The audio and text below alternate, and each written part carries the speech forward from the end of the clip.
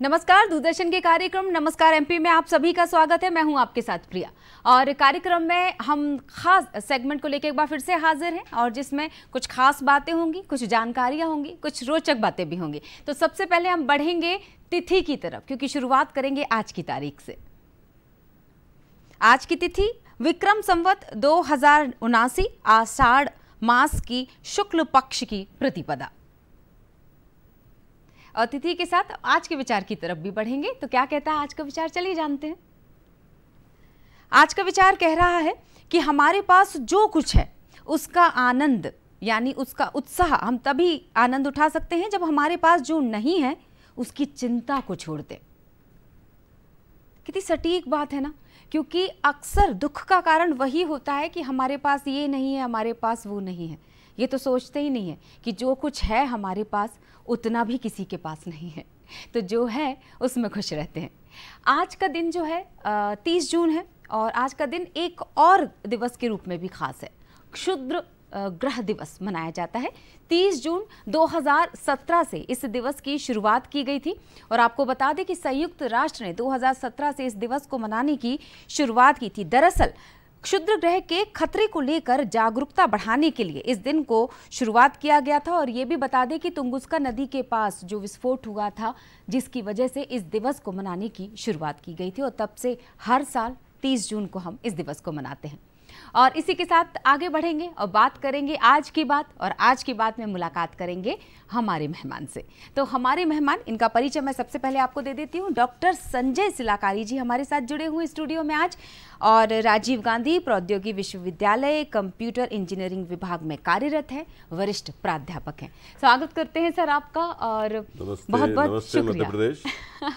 बहुत बहुत शुक्रिया सर समय निकालने के लिए। थैंक यू क्योंकि हमें पता है कि इस पद पर कार्यरत होते हुए बहुत सारी व्यस्तताएं होती हैं, लेकिन हम चाह रहे थे कि दूरदर्शन के स्टूडियो से भी हम तमाम छात्रों का मार्गदर्शन करें जो आप तक नहीं पहुंच पा रहे हैं फिलहाल। नहीं, बहुत ज़रूरी है, बहुत आवश्यक है। और आपने जैसे कि बताया कि ज़्यादातर विद्यार्थी हैं हमारे जी, तो ये समय जो आपने रखा है 30 जून का जी, ये बहुत अच्छा है, क्योंकि माननीय प्रधानमंत्री महोदय जो डिजिटल वीक है उसका इनॉग्रेशन 4 तारीख को करने वाले हैं, 4 जुलाई को, तो लगभग 9 जुलाई तक चलेगा जी।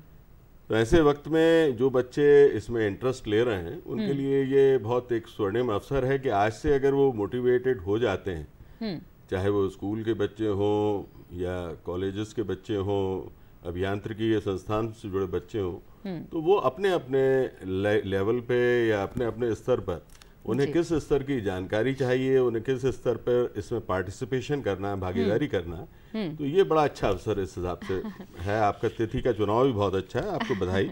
बिल्कुल सर, बहुत बहुत शुक्रिया। और हम दर्शकों को बता देते कि आप हमारे साथ लगातार लगभग एक घंटे हमारे साथ जुड़े रहेंगे सर। तो आपके पास अगर सवाल हैं इस से जुड़े हुए, बता देते कि कंप्यूटर क्षेत्र से जुड़े हुए कोई भी आप सवाल रख सकते हैं। तो फ़ोन नंबर नोट कर लीजिए, 0755 भोपाल का कोड है, 2660049, ये हमारा लैंडलाइन नंबर है। टोल फ्री नंबर यानी निःशुल्क सेवा का भी आप इस्तेमाल कर सकते हैं, 1800-233-0040।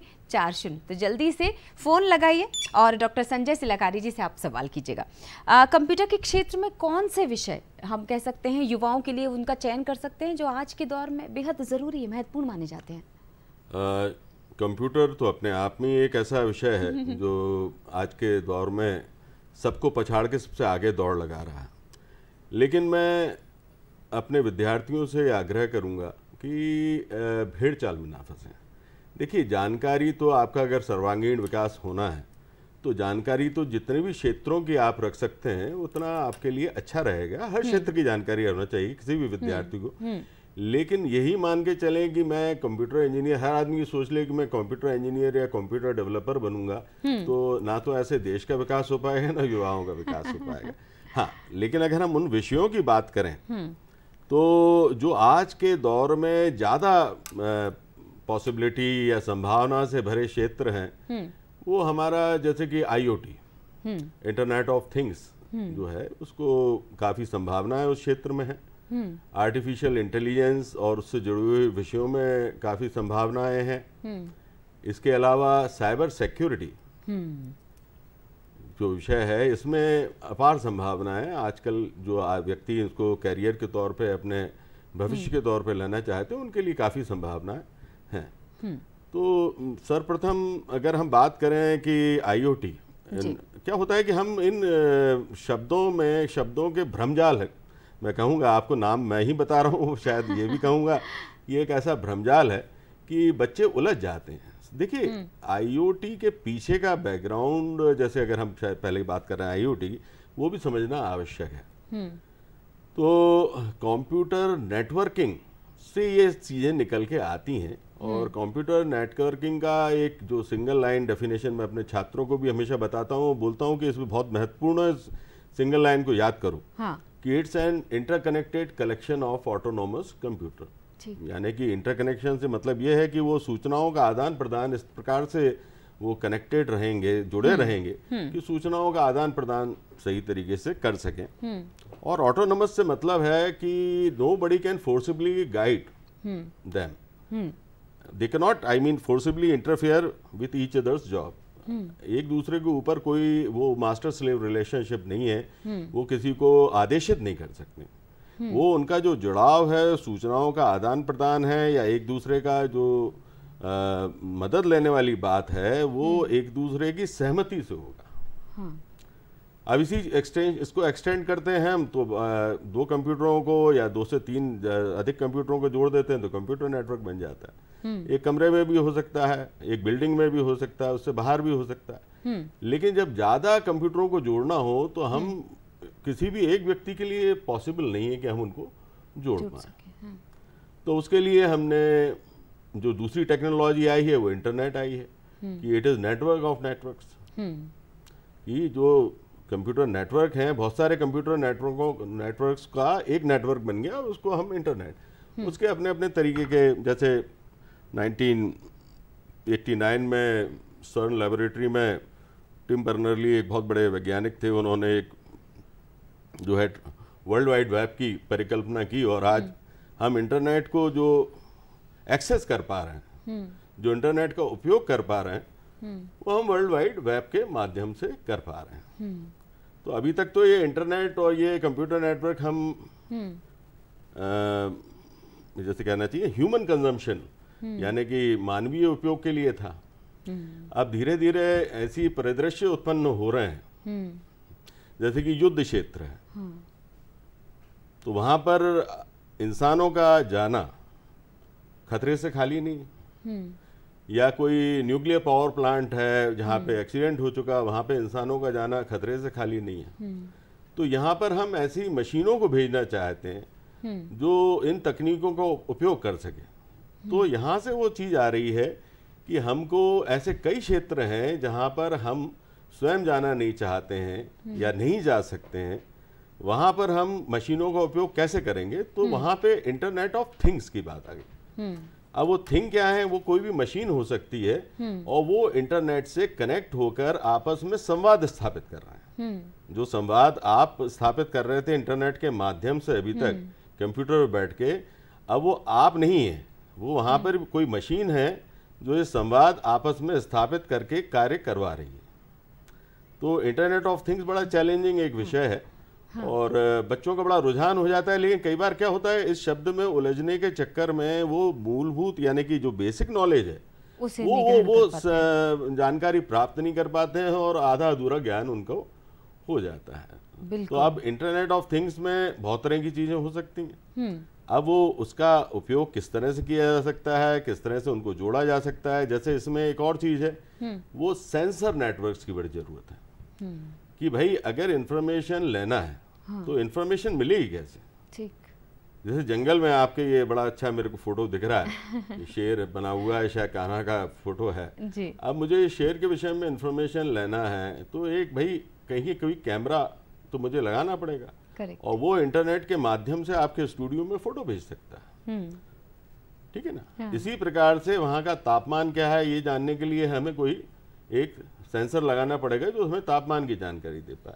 इस प्रकार के बहुत सारे सेंसर्स होते हैं जो लगाए जाते हैं और सूचनाओं का आदान प्रदान करते हैं, तब जाकर इंटरनेट ऑफ थिंग्स की जो परिकल्पना है वो परिपूर्ण हो पाती है। और देखा जाए तो इसके अनेक अनेक मतलब ऐसा कोई क्षेत्र नहीं है। देखिए, कंप्यूटर इंजीनियरिंग का प्रोफेसर हूँ, कंप्यूटर की बुराई भी मुझसे करवा लीजिएगा लेकिन मैं आपको बताऊं कि कंप्यूटर का ऐसा कोई भी क्षेत्र नहीं जहाँ कंप्यूटर का दखल नहीं। चाहे आपका टेलीविजन का स्टूडियो हो, दूरदर्शन का स्टूडियो हो, या ऐसी कोई भी अस्पताल हो, कुछ भी चीज हो जहां पर कंप्यूटर का। लेकिन आप ये समझ लें कि कंप्यूटर अपने आप कुछ नहीं कर सकता, चलाएगा तो इंसान ही चलाएगा इंसान। और आप कंप्यूटर अपने आप ना तो गेहूं पैदा कर सकता है, अनाज पैदा नहीं कर सकता, दालें पैदा नहीं कर सकता, कंप्यूटर गाड़ियों का उत्पादन नहीं कर सकता, मशीनों का उत्पादन नहीं कर सकता, कंप्यूटर आपकी बिल्डिंगें नहीं बना सकता। हाँ, इन चीज़ों को बेहतर तरीके से करने का संभावना बना सकता है, आपको हेल्प कर सकता है। तो हमको ये चीज़ें दिमाग में रखना चाहिए कि कंप्यूटर का जैसे एप्लीकेशन हर फील्ड में है, ऐसे इंटरनेट ऑफ थिंग्स की एप्लीकेशन भी हम लगभग सारे फील्ड में कर सकते हैं। तो ये एक मूलभूत चीज़ है इंटरनेट ऑफ थिंग्स। अब इसके जो क्षेत्र हैं, अगर आप बात करना चालू करें तो हमारे मेडिकल हेल्थ के सिस्टम्स के बारे में बात करें तो इंटरनेट ऑफ थिंग्स वहाँ भी उपयोगी है। आप एग्रीकल्चर के बारे में बात करें, इससे वो एक और नई टेक्नोलॉजी, इसकी वजह से IoT बहुत पॉपुलर हुआ है। वहीं कहीं ना कहीं ड्रोन टेक्नोलॉजी भी है, बड़ा आज के युवाओं को बड़ा आकर्षक लगता है। ज़्यादातर उपयोग तो हम ये देख रहे हैं ड्रोन का शादी ब्याह में जो है फोटोग्राफी करने में काम आता है, लेकिन सिक्योरिटी के लिए भी हमने देखा, सिक्योरिटी के लिए भी है। और एग्रीकल्चर में बिल्कुल सही, एग्रीकल्चर में जो सॉइल टेस्टिंग से लेके क्रॉप राइपनिंग जैसी बहुत सारे इश्यूज हैं, उनकी बीमारियों से लेके वो ड्रोन के जरिए हम उनको फाइंड भी कर सकते हैं। एक बहुत अच्छी चीज याद आ गई मुझे लगता है इस गंभीर बात में, एक बात थोड़ा सा एक हल्का सा माहौल तैयार अगर हम करें। मुझे अच्छी तरह याद है वो काक भगोड़ा जो खेतों के बीच में खड़ा होता था। अब किसान इतने स्मार्ट हो गए हैं कि निगरानी रख सकते हैं वो बैठकर निगरानी भी रख सकते हैं और उचित निर्णय ले सकते हैं कि अगर भगाना है तो किस अवसर पर वो भगाए जाना है और किस तरीके से भगाया जाना है। नहीं तो पहले तो किसान जो है वो गोफन और पत्थर और पता नहीं किन किन चीज़ों का उपयोग करते थे, आज भी किया जा सकता है। वो ये नहीं बोल रहा हूँ कि नहीं करना चाहिए, लेकिन हाँ डेफिनेटली उनको निगरानी रखना अब पहले से बहुत ज़्यादा आसान हो चुका है। और गर्मी हो, बरसात हो, ऐसे मौसम में विपरीत परिस्थितियों में उन्हें खेत के बीच में खड़ा नहीं होना पड़ेगा। बिल्कुल। तो हमारे जो ग्रामीण क्षेत्र के हमारे परिवार बैठकर देख रहे होंगे इस कार्यक्रम को, बड़े खुश हो गए होंगे इस बात को सुनकर।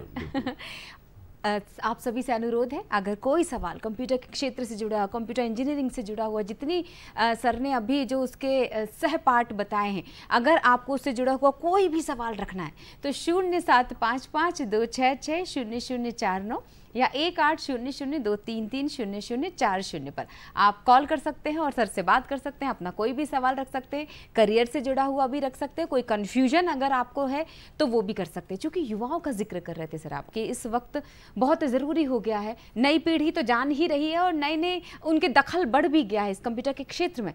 लेकिन एक और चीज़ देखने को मिली, सिक्के का दूसरा पहलू, जहां इसके बहुत सारे प्लस पॉइंट थे, वहीं डार्क वेब जैसी इस तरह की चीज़ें भी सामने आई जिन्होंने युवाओं को भटकाने का भी काम किया।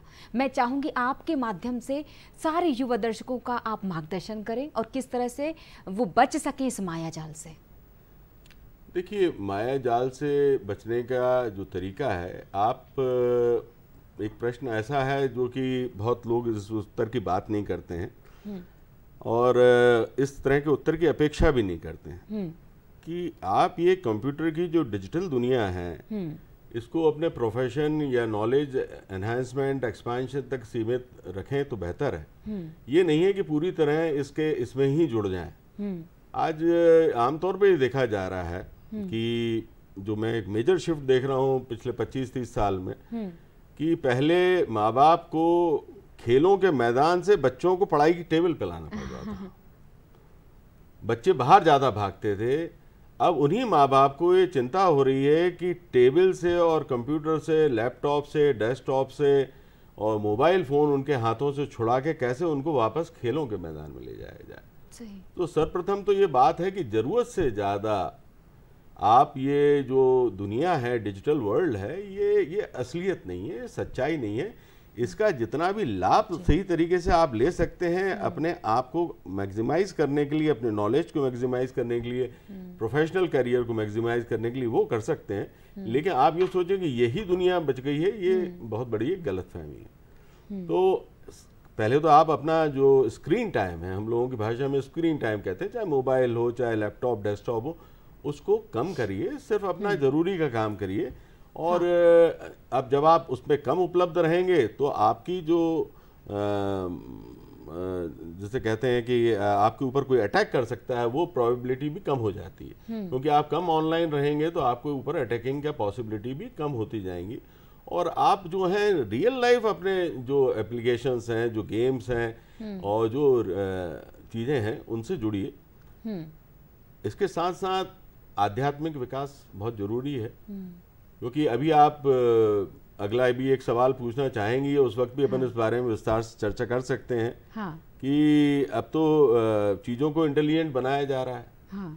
तो अगर चीज़ों को इंटेलिजेंट बनाया जा रहा है, तो आवश्यक ये है कि अगर मानव को उनका गुलाम नहीं बनना है, नहीं तो मानव चीज़ों का गुलाम हो जाएगा। क्योंकि अगर ये फिक्शन मूवीज़ में आप लोगों ने, बहुत सारे लोगों ने देखा भी होगा, तो आपको अपना जो बौद्धिक विकास है उसको इन मशीनों की बौद्धिकता से बढ़ाना पड़ेगा। बिल्कुल।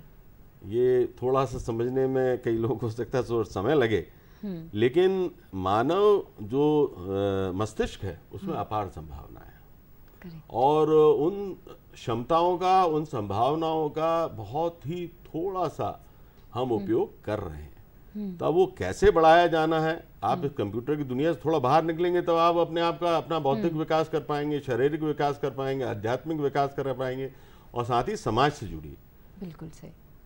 तो ये मेरा एक सुझाव है युवा जनरेशन को कि आप ये मत समझ लीजिए कि पूरा का पूरा मायाजाल जो है ये कंप्यूटर से ही संभव हो जाएगा, ऐसा कुछ नहीं होने वाला है। बिल्कुल सही बात है, काम आपको ही करना पड़ेगा। आपने मशीन को बनाया है, ऐसा ना हो मशीन आपको चलाने लग जाए। एक छोटा सा ब्रेक लेते हैं सर, और फिर इस पर हम चर्चा जारी रखेंगे। आप कहीं मत जाइएगा, जुड़े रहिएगा हमारे साथ। नमस्कार एमपी में आपसे इस प्रोग्राम की शुरुआत करते हैं और आप सभी से एक बार फिर इजाजत।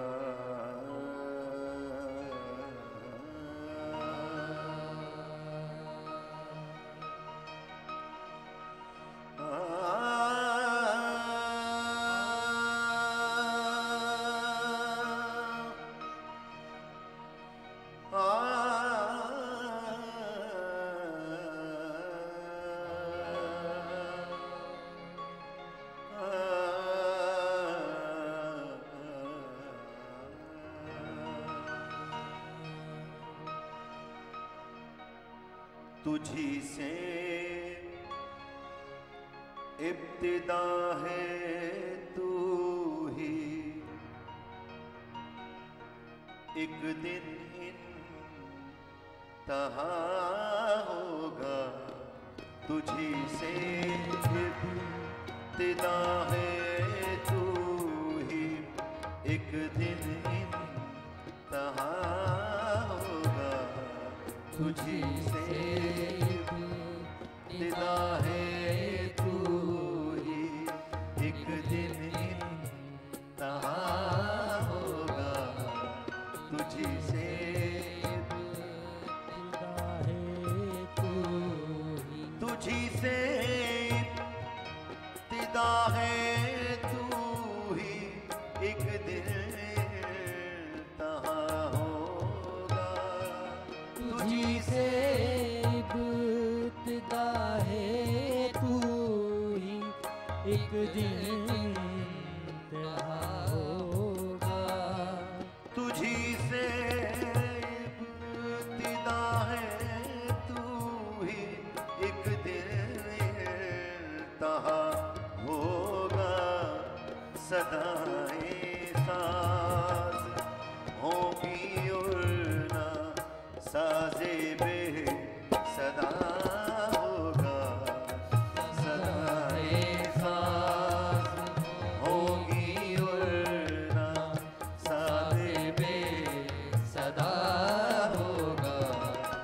तुझी से इब्तिदा है तू ही।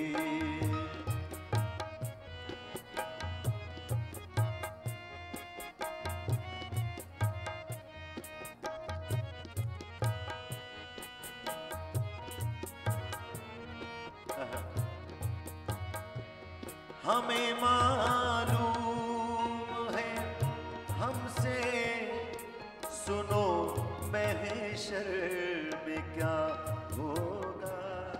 हमें मालूम है, हमें मालूम है हमसे सुनो महशर में क्या होगा। सब उसको देखते होंगे वो हमको देखता होगा।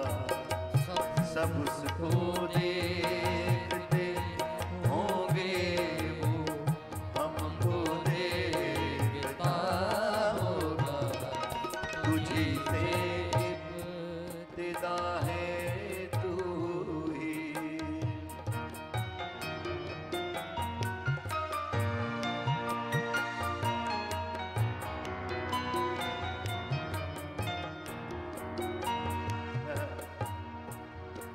जहन्नम होगी जन्नत जो भी होगा फैसला होगा।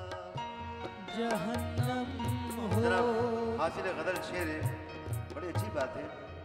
जहन्नम हो कि जन्नत जो भी होगा फैसला होगा। जहन्नम हो कि जन्नत जो भी होगा फैसला होगा। जहन्नम हो कि जन्नत जो भी होगा फैसला होगा।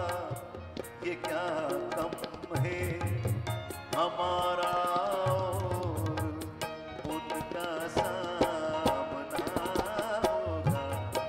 ये क्या कम है हमारा और उनका सामना होगा। तुझी से इब्तिदा है तू ही।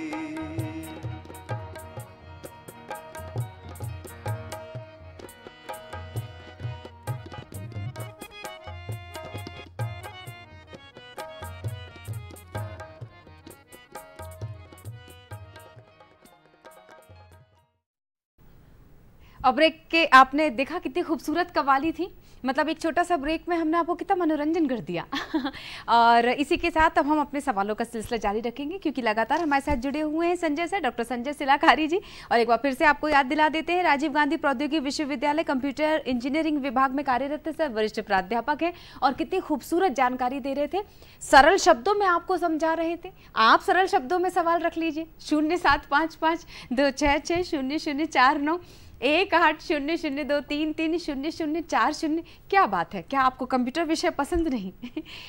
मैं सवाल कर लेती सर से, सर टोपोलॉजी नेटवर्क, टोपोलॉजी मैंने एक शब्द सुना था कहीं, और लिंक और मोड, ये जो इस तरह की टर्मिनोलॉजी है, ये मेरी भी इच्छा है कि मैं इस तरह के शब्द आज आपसे जानूं। है, आप जानिए भी, आप रिसर्च भी करिए, उसके लिए भी हमारे विश्वविद्यालय में आके आप अगर चाहें तो कोई कोर्स ज्वाइन कर सकती हैं। तो टोपोलॉजी का मतलब ये होता है कि जब हम जैसे मैंने बताया कि कंप्यूटर नेटवर्क्स में हम दो या दो से अधिक कंप्यूटर्स को कनेक्ट करते हैं, तो वो किस प्रकार से उनको आपस में कनेक्ट करते हैं, हाँ। तो वो टोपोलॉजी होती है। जैसे कि अगर हम प्रत्येक कंप्यूटर से कनेक्ट है, प्रत्येक कंप्यूटर से अलग अलग कम्युनिकेशन लिंक, ठीक है, यानी कि जो तार है हमारा उससे कनेक्ट करेंगे, हाँ। तो वो मैश टेक्नोलॉजी हो जाएगी, मैश टोपोलॉजी हो जाएगी, ठीक है। अगर हम एक रिंग में कनेक्ट कर देंगे, है ना, हाँ। तो रिंग टोपोलॉजी हो जाएगी। अगर हम उनको एक सिंगल तार पे कनेक्ट कर देंगे तो बस टोपोलॉजी हो जाएगी। तो ये लोकल एरिया नेटवर्क में खास तौर पे हम इन टोपोलॉजी को बहुत ध्यान में रखते हैं। और अब चूँकि मैं इंजीनियरिंग के क्षेत्र से पिछले 30 साल से जुड़ा हुआ हूँ, लेकिन थोड़ा छात्रों को ये मैं इसलिए बता रहा हूँ कि फाइनल ईयर के बच्चों को भी कई बार ये पता नहीं होता है कि उनसे मैं पूछता हूँ कि भाई तुमने IEEE 802.3 स्टैंडर्ड कहीं देखा है कि अब थोड़ा सा मैं टेक्निकल कई बातें निकल जाती हैं मुझसे, मैं चाह रहा हूँ उसको सरल रखूँ चर्चा को। तो नहीं देखी साहब। ट्विस्टेड पेयर वायर का कहीं यूज़ देखा है? नहीं देखा सर। जबकि वो हमारे जो लोकल एरिया नेटवर्क्स हैं, कंप्यूटर सेंटर हैं, लेबोरेटरीज हैं, वहाँ पर जनरली इन जो है ये कैट 5 कैट 6 केबल का उपयोग किया जाता है। IEEE 802.3 ईथरनेट प्रोटोकॉल का उपयोग किया जाता है और ये एक कॉमन टोपोलॉजी है। इसके अलावा जैसे मैंने आपको बताया स्टार टोपोलॉजी है, रिंग टोपोलॉजी है, बस टोपोलॉजी, ये आमतौर पर हाँ अलग अलग इनके IEEE ने स्टैंडर्ड्स डिफाइन कर रखे हैं, अलग अलग जगह पे इनके उपयोग हैं। तो जैसे कि 3 जो normal max sub layer protocols होते हैं, IEEE 802.3 है, IEEE 802.4 है और IEEE 802.5 है। तो एक ईथरनेट है, IEEE 802.4 जो है वो टोकन बस है और IEEE 802.5 जो है टोकन रिंग है। इसी तरीके से ये प्रकार जो हैं चलते आते हैं। जैसे कि आप वाईफाई आप यूज़ करते हैं तो IEEE 802.11 है। इसके बाद जो ब्लूटूथ यूज़ करते हैं उसका अलग से है। तो वायर्ड टोपोलॉजीज अलग होती हैं। वायरलेस में चूंकि आप सीधे किसी तार से कनेक्टेड नहीं रहते हैं, तो उसका प्रोटोकॉल्स थोड़े डिफरेंट हो जाते हैं। जी बिल्कुल। तो ये पूरा एक मीडियम एक्सेस सब लेयर है। ये कंप्यूटर नेटवर्क की जो पूरी संरचना है वो एक ISO OSI मॉडल के आसपास चलती है, जिसमें 7 लेयर होती हैं। ठीक है। तो सबसे जो नीचे की लेयर होती है वो फिजिकल लेयर होती है, उससे ऊपर की लेयर को हम डाटा लिंक लेयर बोलते हैं। और उसके बीच में ये मीडियम एक्सेस सब लेयर होती है कि अगर हम एक कॉमन चैनल यूज कर रहे हैं संवाद के लिए, तो वो चैनल में जैसे अगर हम सब्जी मंडी में जाएं या मछली बाजार में जाएं तो इतनी शोर होता है कि एक दूसरे की आवाज़ नहीं सुन पाते। लेकिन हम लोग चूंकि इंसान हैं, हम में एक खास तरह का इंटेलिजेंस है, तो हम समझ लेते हैं, हमारे काम की बात समझ लेते हैं। लेकिन कंप्यूटर में वो गड़बड़ हो जाएगा। ठीक है। तो वो किस प्रकार से उपयोग किया जाना है उस कॉमन चैनल का, तो उसमें के लिए हम ये मैक्स सब लेयर का इस्तेमाल करते हैं और ताकि सफलतापूर्वक जो है सूचनाओं का आदान प्रदान किया जा सके और संचयन किया जा सके। कई शब्द तो मुझे भी सोचना पड़ते हैं क्या बोलूं। नहीं सर, लेकिन फिर भी इतनी आसान भाषा में आप समझा रहे हैं दर्शकों को कि वो इतने मगन हो चुके हैं कि फ़ोन लगाना भी भूल रहे हैं। फिर से याद दिला देती हूँ मैं आपको 0755 266 0049 या फिर 1800 233 0040। और इसी के साथ एक कॉलर भी हमारे साथ जुड़ चुके हैं। ऋषि मोहन जी हैं हमारे साथ ग्वालियर से, हमारी कॉलर, और उनसे हम जानते हैं क्या सवाल वो आपसे रखना चाहते हैं। बहुत बहुत स्वागत है ऋषि मोहन जी। हाँ मैडम, ये सर से ये जानना चाहते हैं कि हमारे बहुत सारे ग्रामीण क्षेत्र ऐसे हैं जहाँ ये आर्टिफिशियल इंटेलिजेंस के बारे में कुछ पता ही नहीं है, तो इसकी उपयोगिता ग्रामीण क्षेत्र में कैसे हो सकती है, थोड़ा बताएं। जी बहुत बहुत धन्यवाद ऋषि मोहन जी। देखिए, आप अगर एक उपयोगकर्ता की हैसियत से जानना चाहते हैं, पहले तो मैं आपका बहुत स्वागत करता हूं। कम से कम आपने जागरूकता दिखाई। आपको ग्रामीण क्षेत्र या जहां से आप हैं वहां पे आपको कम से कम ये मालूम है कि आर्टिफिशियल इंटेलिजेंस जैसी कोई चीज़ होती है, तो ये बहुत बड़ी हमारे लिए एक सफलता है कि आप कम से कम जानकारी आपको उस बारे में है। जी देखिए, विशेषज्ञता की, देखिए आप हम ये भी मानते हैं, इसमें हमें कहने में संकोच नहीं होता है कि हम डेवलप्ड नेशन नहीं है, डेवलपिंग है ना। वो एक लड़ाई चल रही है कि 1000 साल पहले हमें गुलामी हो गई और नहीं तो हम बहुत डेवलप्ड थे। वो सब आज की तारीख में हम डेवलपिंग के स्टेटस में विकासशील हैं। बिल्कुल। तो अब विकासशील हैं और हमारे यहाँ का शिक्षा का जो स्तर है, अब उसके लिए भी मैं आपसे ज़्यादा वो मैकाले की शिक्षा नीति को दोषी मानता हूँ। वो भी सही है कि आपको उस तरह से तैयार नहीं किए गए तो कि आप क्रिएटिविटी हासिल कर पाए। तो हमारे यहाँ नॉलेज का जो स्तर है वो थोड़ा सा, विशेषज्ञता का स्तर जो है वो कम है। तो यहाँ पर हमारे ग्रामीण क्षेत्रों में हर प्रकार की योजनाओं में आर्टिफिशियल इंटेलिजेंस का हम लाभ ले सकते हैं। तो कृष्ण मोहन, क्या नाम बताएगा? ऋषि मोहन जी। ऋषि मोहन साहब, जहाँ जहाँ हम कंप्यूटर का उपयोग कर सकते हैं, हम उसे और अधिक बुद्धिमान बना सकते हैं। और सारे के सारे क्षेत्र में, ग्रामीण क्षेत्र में जहाँ आप पशुपालन करते हैं, मछली पालन करते हैं, फसलें उगाते हैं, ऐसा कोई क्षेत्र नहीं है जहाँ पर हम आर्टिफिशियल इंटेलिजेंस का उपयोग ना कर पाएँ। आपकी जो ज़मीन की सॉइल टेस्टिंग है, उसकी जो कंडीशन है, जो प्रोडक्टिविटी की कंडीशन है, ये सारी की सारी हम जानकारी लेके आपको ये बता सकते हैं बेहतर तरीके से कि कौन सी फसल का आपको उपयोग करना चाहिए, कौन से खाद और किस प्रकार के कीटनाशकों का आपको उपयोग करना चाहिए, जिससे आपकी मिट्टी की गुणवत्ता बनी रह सके और आपको अधिक से अधिक लाभ मिल सके। इसी प्रकार क्योंकि खेती से जुड़ा व्यक्ति पशुपालन से भी जुड़ा हुआ है, तो पशुपालन में भी ये समस्या रहती है कि पशु बीमार बहुत पड़ते हैं, उनके बहुत सारी ऐसी समस्याएं हैं कि जो लाभ हमारे ग्रामीण भाई चाहते हैं वो उन्हें उस समय पे मिल नहीं पाता।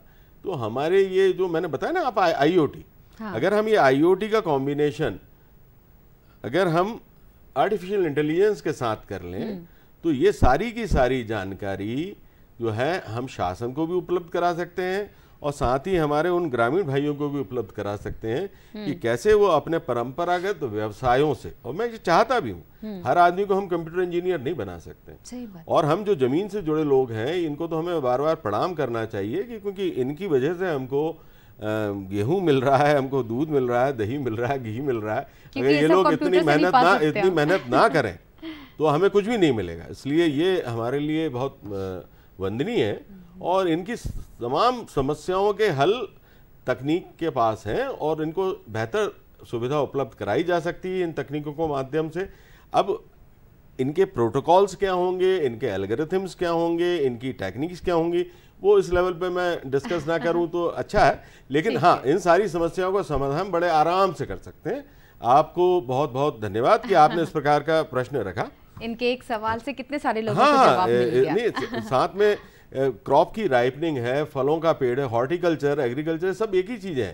तो फलों का कब पक रहे हैं, कच्चे फलों का हम तो तोड़ नहीं ले रहे हैं, और कब जैसे मेरे को मालूम पड़ा है कि सोयाबीन की फसल एक दिन देखते हैं और सोचते हैं कि कल कटवा लेंगे, कल अचानक से पूरा का पूरा खेत में गिर जाता है। तो कई ऐसी प्रैक्टिकल प्रॉब्लम्स हैं जो मेरे को भी कभी कभी मालूम पड़ता रहता है। तो वो हम ये कांस्टेंट जो सेंसर टेक्नोलॉजी है, सेंसर उसको कांस्टेंटली मॉनिटर करेगा, उससे जो इनपुट आएगा वो आर्टिफिशियल इंटेलिजेंस जो है, जो मतलब जो मशीन के अंदर हमने एम्बेड कर रखा है वो हमको निर्णय देगा कि भाई इससे पहले अगर आपने कटाई नहीं कराई तो हमको बहुत नुकसान हो सकता है।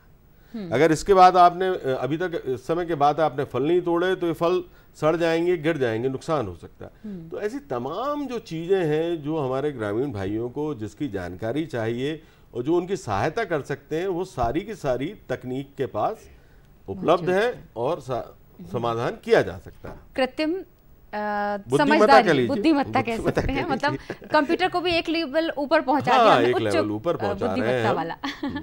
तो हम आगे भी सवाल रखेंगे, लेकिन फिलहाल के लिए छोटा सा ब्रेक और लेते हैं। आप कहीं मत जाइएगा, जुड़े रहिएगा हमारे साथ।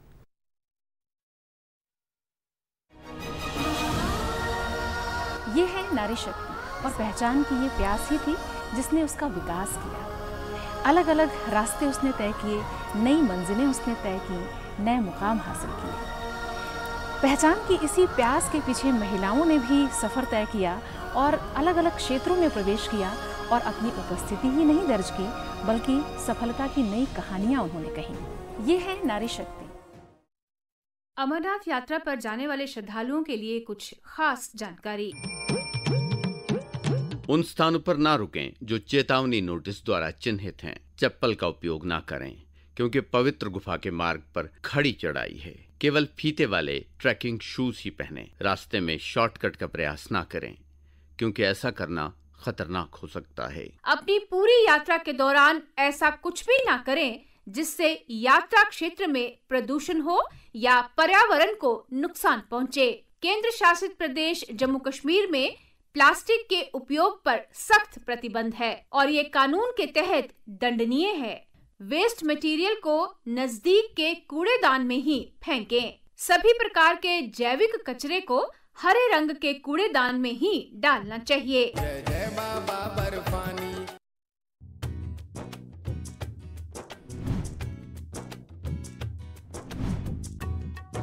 चर्चा खेती किसानी की, बातें फसलों और उनसे आमदनी की। लीजिए कृषि वैज्ञानिकों से सलाह, मौसम का सटीक अनुमान,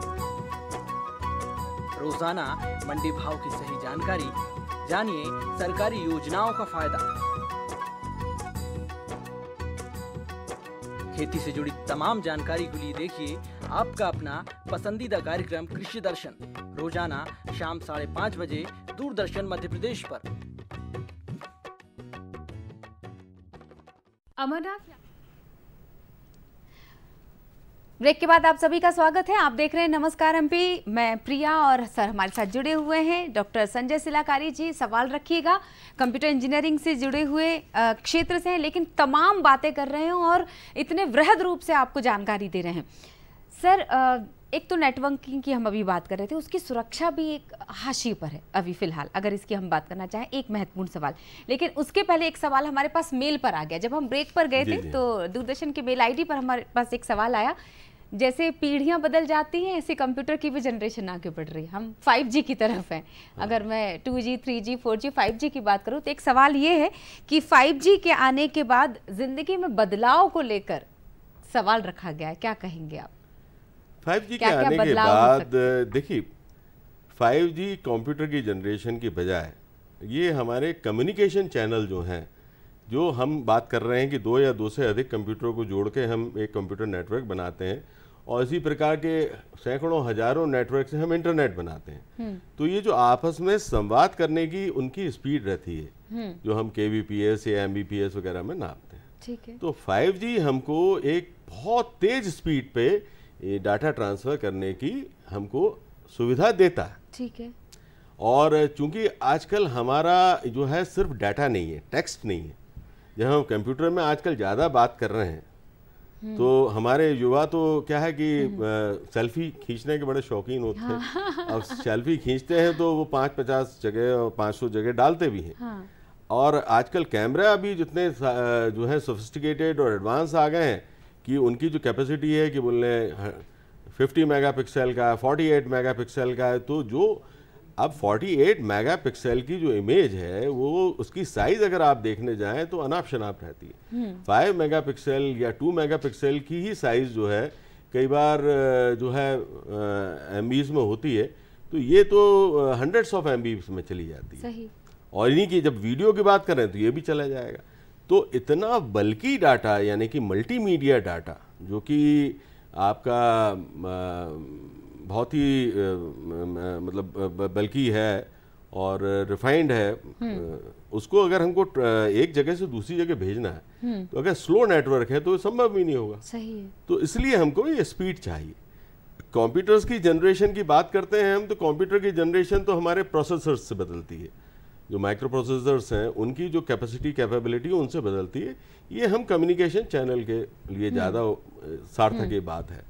तो जिंदगी में अब ये आपका जब आदान प्रदान इतना तेजी से होगा तो आपकी सारी की सारी जो सुविधाएं हैं, पहले तो आपको ये 5G का एक इंफ्रास्ट्रक्चर डेवलप करना पड़ेगा जो सब जगह जो है। आप सामान्य तौर पे अभी तो कई ग्रामीण अंचल हमारे मध्य प्रदेश में ऐसे हैं कि हमको 2G डाटा नहीं मिलता। सही है ना। 3G 4G तो दूर की बात है, 2G नहीं मिलता तो 5G की कल्पना करने में तो उन्हें टाइम लग जाएगा। लेकिन हाँ 5G अगर आप मान के चलें काल्पनिक दुनिया में जाएं कि हर जगह 5G हो पाएगा, तो हर वो संभावना जो न्यूयॉर्क में उपलब्ध है, जो सिडनी में उपलब्ध है, जो ग्रेट ब्रिटेन में उपलब्ध है, वो सारी की सारी संभावनाएं हिंदुस्तान, मध्य प्रदेश और मध्य प्रदेश के ग्रामीण अंचलों में भी बड़ा आसानी से उपलब्ध हो जाएंगी। कोई समस्या नहीं आएगी। फिर हम ये कह सकते हैं कि अब now over this entire world is a global village.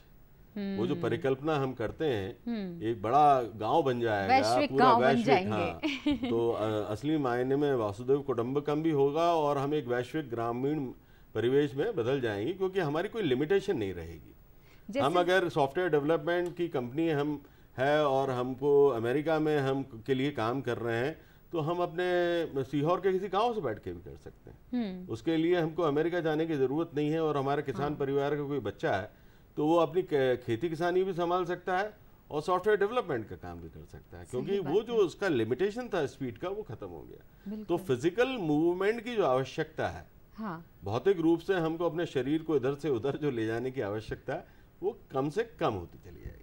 लेकिन जैसे जैसे हम आगे बढ़ रहे हैं, तकनीकी रूप से इतने समृद्ध होते चले जा रहे हैं, इतनी नई नई टेक्नोलॉजी, अभी अगर हम बात करना चाहें तो सुरक्षा, मैंने एक सवाल किया था आपसे, सुरक्षा भी हाशिए पर आ गई है। सुरक्षा डेफिनेटली हाशिए पे आ गई है। और इसको कंप्यूटर से जुड़ी सुरक्षा के बारे में जब हम बात करते हैं तो एक टर्म यूज़ करते हैं साइबर सिक्योरिटी। करेक्ट।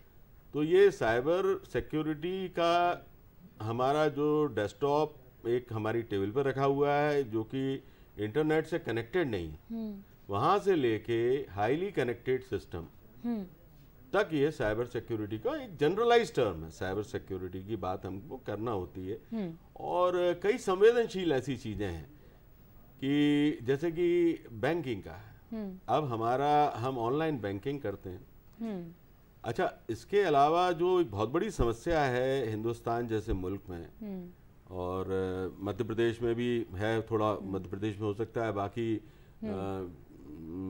प्रदेशों से थोड़ी ज़्यादा भी हो, कि हमारे यहाँ डिजिटल डिवाइड है। यानी कि हम एजुकेशन, हम कह सकते हैं कि लिटरेसी है, हमारे यहाँ लोगों के पास डिग्रियां हैं या वो कॉलेजों में स्कूलों में पढ़ाई कर रहे हैं, लेकिन डिजिटल जो उनके पास ज्ञान होना चाहिए। ये मैंने अभी बताया ना आपको, डिजिटल वीक की शुरुआत प्रधानमंत्री जी, माननीय प्रधानमंत्री करेंगे, तो वो ज्ञान उनके पास उतना अभी उपलब्ध नहीं है। तो ऐसे में सुरक्षा, अब अगर आपने उनको मस्ट कर दिया, जैसे मुझे आपने अपने कार्यक्रम में जब आया तो आपने एक फॉर्म भरवाया मुझसे, अब आपका कोई गलत इंटेंशन नहीं है, आपने मेरे नाम से लेके मेरी जितनी जानकारी थी सब उसमें ले ली, मेरी डेट ऑफ बर्थ भी ले ली, मेरा जो भी अकाउंट नंबर्स थे ये वो सब चीजें ले ली। अब आप इसको बोलेंगे ये तो हमारे एक गेस्ट थे उनके बारे में जानकारी है, आप न रख देंगे। लेकिन कोई ऐसा व्यक्ति जो आपके इस कार्य को आपकी जानकारी के बिना सेंध लगा रहा है, उसके पास मेरी वो सारी जानकारी जो मैं उसको देना नहीं चाहता तो पहुंच जाएगी। बिल्कुल सही। और बहुत सारी जगहों पर इन्हीं जानकारी को आधार बनाकर हमारे बैंक अकाउंट में अगर हमारा पासवर्ड खो गया, ये हो गया, वो हो गया, तो बहुत सारे चीज़ों का इन्हीं जानकारियों का कॉम्बिनेशन बना के हमको परमिशन दे दी जाती है। तो ये जानकारियों का संग्रहण करना, क्योंकि अभी हमें ये मालूम नहीं है कि हम इन जानकारियों को जो नासमझी में संग्रहित कर लेते हैं उनका प्रोटेक्शन नहीं करते हैं। आप अभी सिम खरीदने बाजार में चले जाइए, कहीं भी चले जाइए, बोलना फटाक से बोलते साहब आधार कार्ड की फोटोकॉपी दी जाएगी। ये बहुत बड़ा संकट उत्पन्न होता जा रहा है।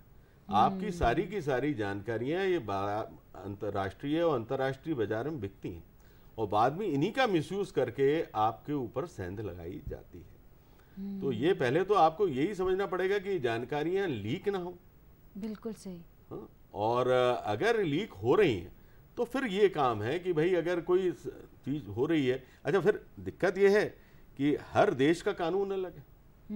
अब मेरे खाते से अगर अचानक से कोई 50,000, 75,000, 1 लाख रुपए निकाल लेता है, मुझे लगता है कि भाई मेरी जानकारी के बिना कर लिया गया, मैं जब तक जाता हूँ तो मुझे मालूम पड़ता है कि अफ्रीका के किसी देश शहर से वो देश से निकाला गया है।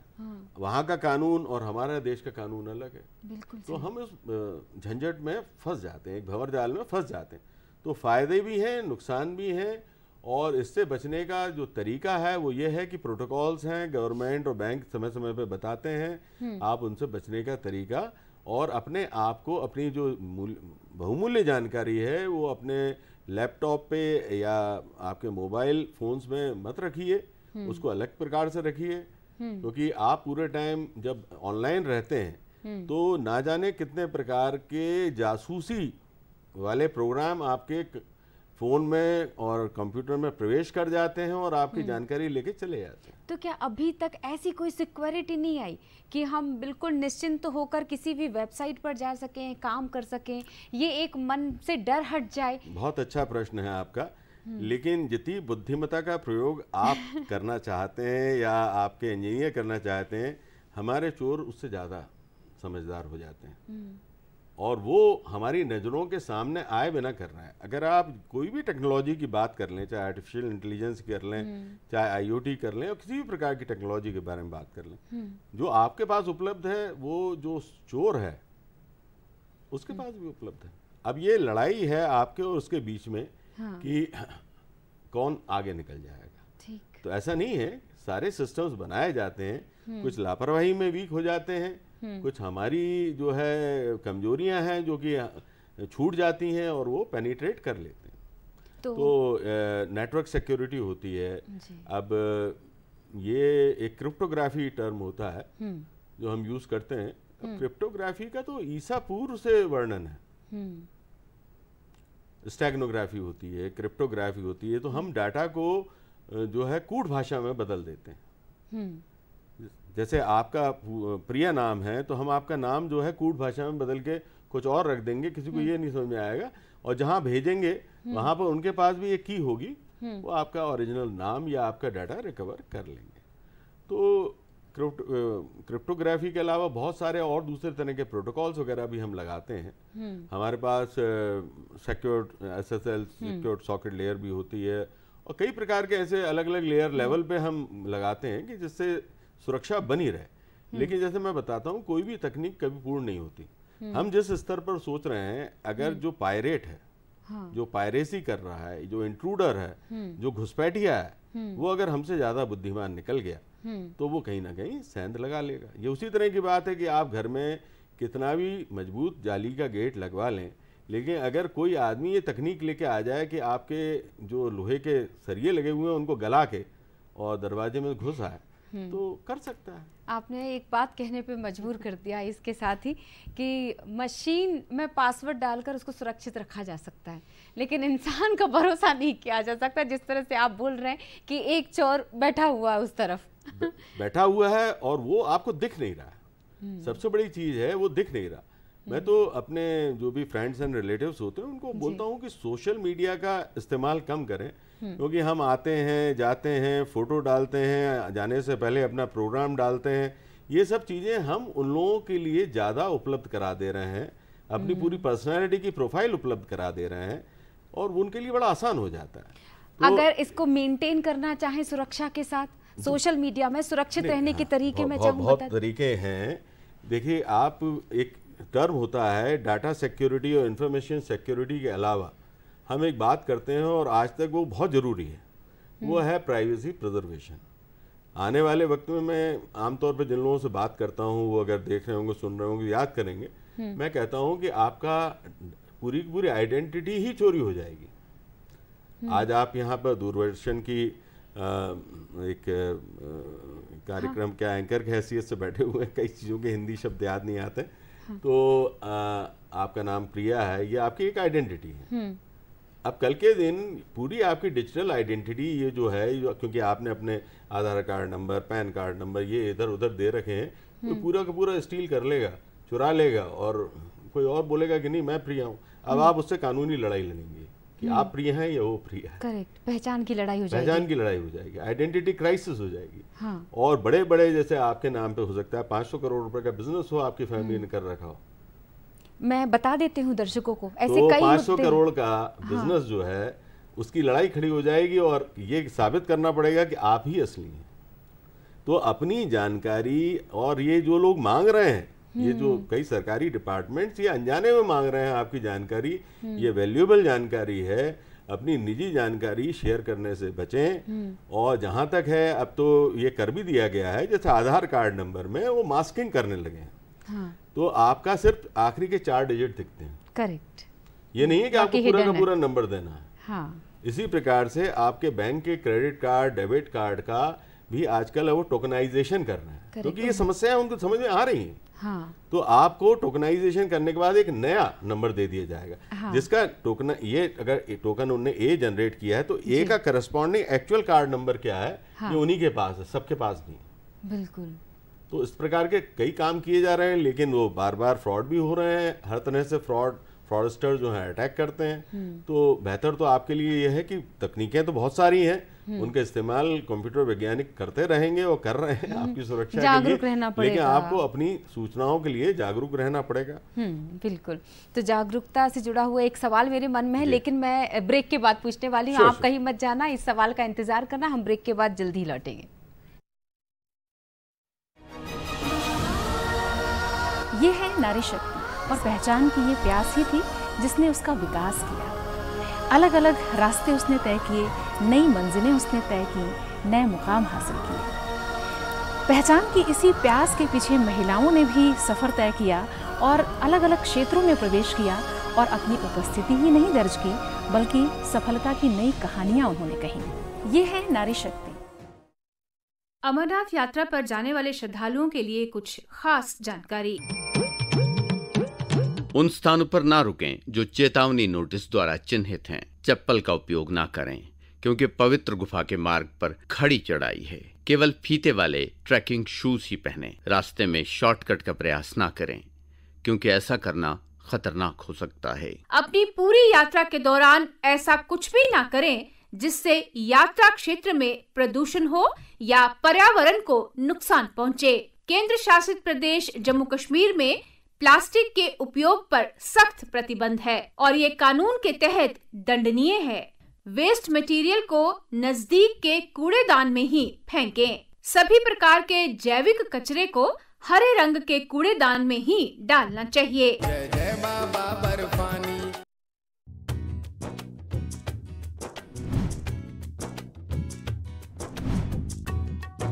चर्चा खेती किसानी की, बातें फसलों और उनसे आमदनी की। लीजिए कृषि वैज्ञानिकों से सलाह, मौसम का सटीक अनुमान,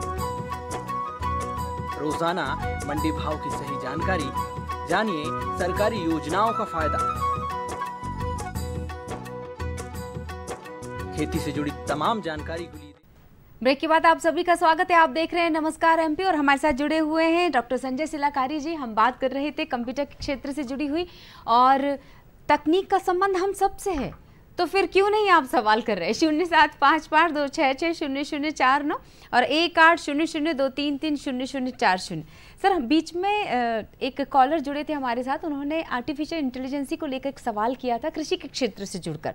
मैं चाहूँगी इनके अन्य क्षेत्रों में उपयोगिता पर भी हम बात करें। देखिए, आर्टिफिशियल इंटेलिजेंस जो है, इसका इतिहास लगभग 76-80 साल का हो गया है।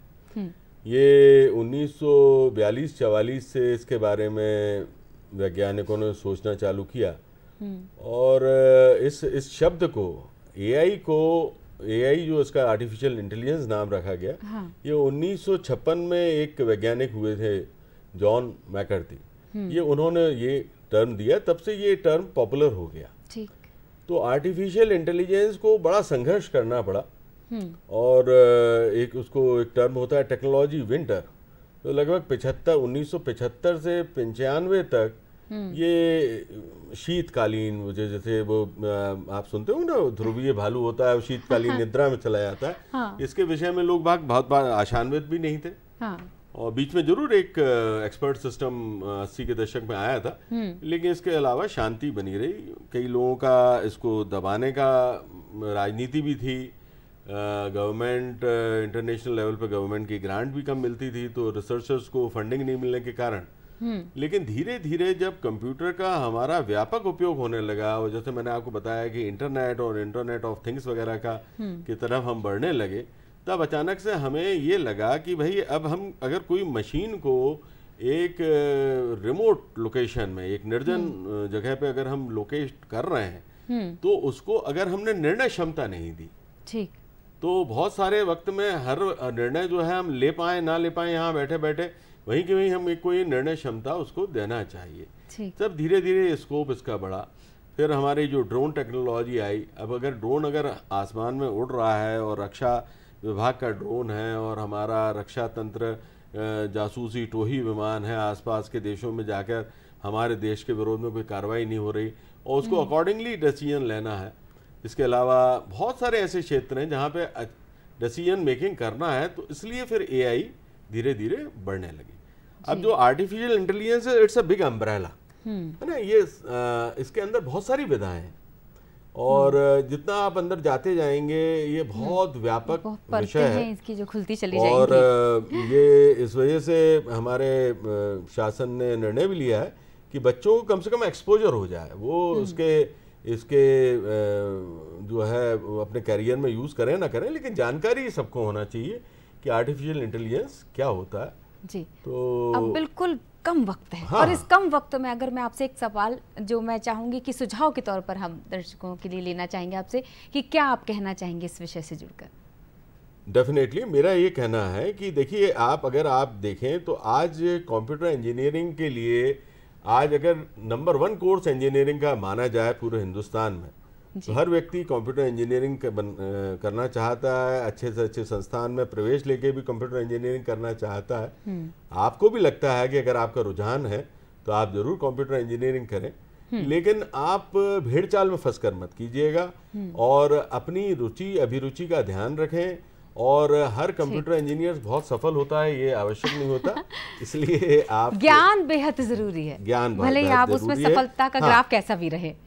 तो बहुत बहुत शुक्रिया सर, आपने धन्यवाद, आपने अवसर दिया मेरे से मध्य प्रदेश के सभी लोगों को अपनी बात कहने का। मैं बहुत बहुत धन्यवाद देता हूँ। नमस्कार मध्य प्रदेश। बिल्कुल सर, नमस्कार। एमपी में आने के लिए बहुत बहुत शुक्रिया। हमारे दर्शकों की तरफ से, दूरदर्शन टीम की तरफ से डॉक्टर संजय सिलकारी जी हमारे साथ लगातार जुड़े हुए थे, जो आपको तकनीक से जुड़ी हुई महत्वपूर्ण, कंप्यूटर इंजीनियरिंग से जुड़ी महत्वपूर्ण जानकारियां साझा कर रहे थे। फिलहाल के लिए इतना ही, लेकिन जाने से पहले याद दिला देती हूँ, शाम को 7 बजे रिपीट होगा, इस प्रोग्राम को जरूर देखिएगा। तकनीक का इस्तेमाल सोच समझ के कीजिएगा। सुरक्षित रहिएगा, स्वस्थ रहिएगा। नमस्कार।